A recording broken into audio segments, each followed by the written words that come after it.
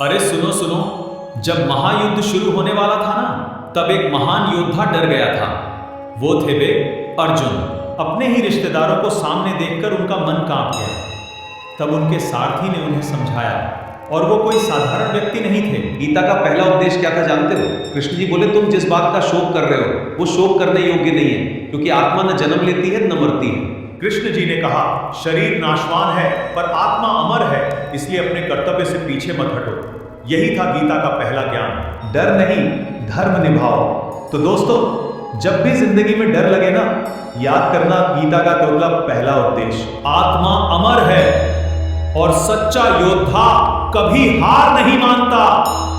जय श्री कृष्ण। पहला उपदेश तो समझ में आ गया कि आत्मा अमर है, पर अब कृष्ण जी ने अर्जुन को और गहरा ज्ञान दिया। कृष्ण जी बोले, हे अर्जुन, जैसे मनुष्य पुराने कपड़े छोड़कर नए पहनता है, वैसे ही आत्मा पुराने शरीर को छोड़कर नया शरीर धारण करती है। मतलब क्या? मतलब ये कि शरीर बदलता है पर आत्मा कभी नहीं मरती। इसे न आग जला सकती है, न पानी भिगो सकता है, न हवा सुखा सकती है। कृष्ण जी ने समझाया, जो जन्म लेता है उसकी मृत्यु निश्चित है, और जो मरता है उसका पुनर्जन्म भी निश्चित है। इसलिए जो अटल है उसके लिए शोक कैसा? तो दोस्तों, डरना नहीं, परिवर्तन से घबराना नहीं, क्योंकि आत्मा शाश्वत है। जय श्री कृष्ण। आत्मा अमर है, मैं ये तो समझ लिया, पर अब सुनो गीता का तीसरा जबरदस्त उपदेश। कृष्ण जी ने कहा, हे अर्जुन, एक क्षत्रिय के लिए धर्म युद्ध से बड़ा कोई कर्तव्य नहीं। अगर तुम अपने धर्म से पीछे हटोगे तो लोग तुम्हें कायर कहेंगे। कृष्ण जी बोले, अगर युद्ध में वीर गति मिली तो स्वर्ग मिलेगा, और जीते तो धरती का राज। दोनों ही हालत में लाभ है। सबसे बड़ी बात क्या कही जानते हैं? सुख दुख, लाभ हानि, जीत हार, सबको समान समझकर अपना कर्तव्य करो। मतलब साफ है दोस्तों, डर मत, लोग क्या कहेंगे ये मत सोच, सही काम कर में रहे, बस यही धर्म है। कर्तव्य से मत भागो। जय श्री कृष्ण।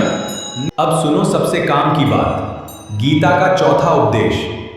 कर्म कैसे करना है? तुम्हारा अधिकार केवल कर्म करने में है, फल पर नहीं। मतलब क्या? काम करो, पर यह मत सोचो कि परिणाम क्या होगा। अगर फल के चक्कर में फंसोगे तो डर, लालच और दुख पीछे पीछे आएंगे। कृष्ण जी ने समझाया, जो व्यक्ति बिना स्वार्थ के कर्म करता है वही सच्चा कर्मयोगी है। न सफलता पर घमंड, न असफलता पर दुख। तो दोस्तों, बस अपना कर्तव्य करो, ईमानदारी से, पूरी मेहनत से, बाकी सब ऊपर वाले पे छोड़ दो। कर्म करो, फल की चिंता मत करो। जय श्री कृष्ण। अब सुनो गीता का पांचवा उपदेश, वो ज्ञान जो इंसान को अंदर से मजबूत बना दे। अर्जुन ने पूछा, हे प्रभु, स्थिर बुद्धि वाला इंसान कैसा होता है? वो कैसे चलता है, कैसे बोलता है?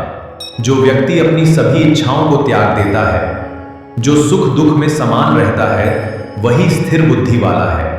उन्होंने कहा, जैसे समुद्र में कितनी भी नदियां मिले पर समुद्र शांत रहता है, वैसे ही जो व्यक्ति इच्छाओं से विचलित नहीं होता वही सच्चा योगी है। मतलब साफ है दोस्तों, गुस्से में बहना नहीं, लालच में फंसना नहीं, डर से हारना नहीं, जो मन को जीत ले वही असली वीर है। मन पर विजय ही असली विजय है। जय श्री कृष्ण। श्री कृष्ण को लाइक और सब्सक्राइब करो, वो आपको भी अर्जुन की तरह रास्ता दिखाएंगे।